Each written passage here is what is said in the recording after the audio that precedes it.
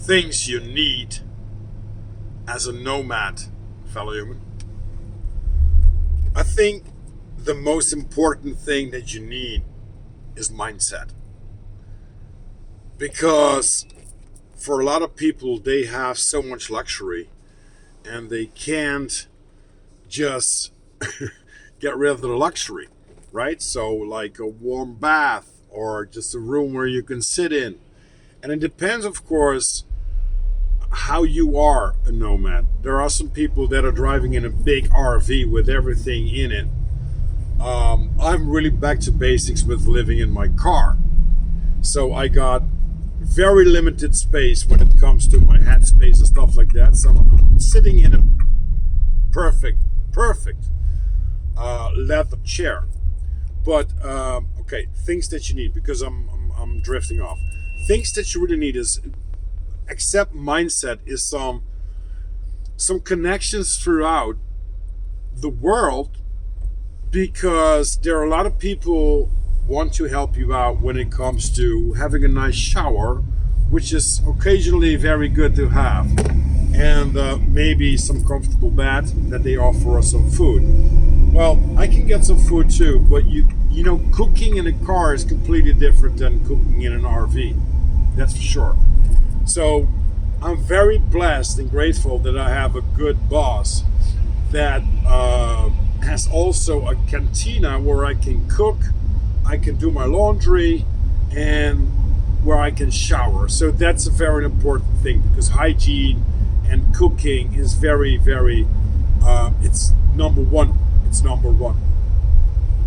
So what I think that you need is a really comfortable bed. And I got a very thick mattress. Although I live in my car, I don't want to spare on that, because you need a good sleep. You need a good rest of the day, the end of the day. So what helps me tremendously is my woolen, what's it called? The thing, not the mattress, but the blanket. I got a woolen blanket. And I mentioned it in several posts, but I think that's so comfortable to go back to. Well, I am in nature, so why not use nature's materials to provide you the warm and all that stuff? Wool has been proven a long time, over centuries, that it kept people warm. It's a very nice fabric. Normally I use woolen clothing or linen clothing with my skirt. That gives me, it gives me such more comfortable things. So what I really think that you need is, except the mindset and a good bed, is a good water filter system. So I got about, I don't know in gallons, but it's going to be like, what's that, like 40 or 50 liters of water on board in my car. And that makes whatever trip that you're going to do much easier, because you need water. I filter my water everywhere where I'm going to get the water. I filter it and I put it in my copper vessel. For me, that's a big thing. Then you have to be very aware of your diet.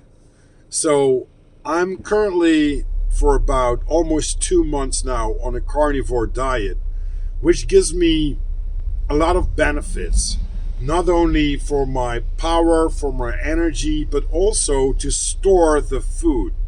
Because yes, you can have a refrigerator on board. I have a refrigerator on board too, in my car. But you have to be very reliable on the energy that's going to be provided. So if you're going to run that 12 volts or whatever energy slurping machine that can keep your food from spoiling and cold, then you also have to deal with the amount of energy that's going to drain your battery. So you have to be very aware of that. When it comes to energy, I can really recommend having like an ion battery. So I have my Bluetti, which has several outputs that I can use, like USB. It's got a 220 socket, 12 volt socket, you know, and I got a foldable solar panel. So I, even if there's no energy that I can get from a 12 volt or from a 220 socket, I still can point it at the sun and get some energy that I'm going to use for whatever stuff that I'm going to use.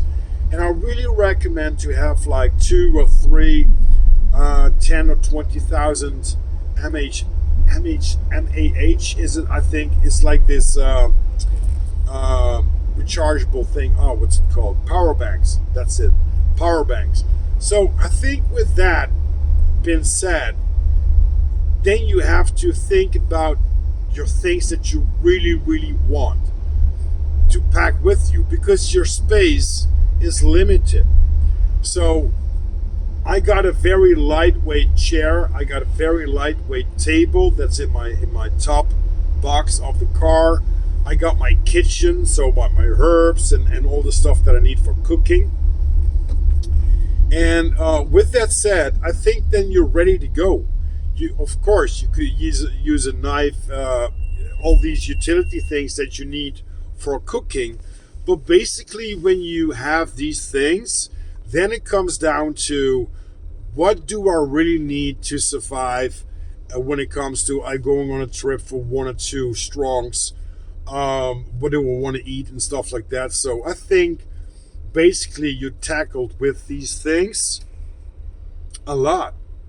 But it all has to do with, do you want to provide yourself with a lot of luxury, with a big RV van with a hot tub on it and whatever, and a shower? Or do you want to be just like me, back to basics and living in your car, which is perfectly doable?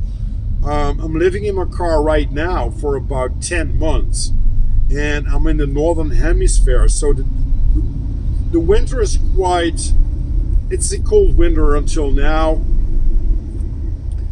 So yeah, with an RV you have a little bit more luxury. But the stealth camping that I do, which is not allowed by the way, bad boy, what you gonna do, what you gonna do when they come for you, bad boy.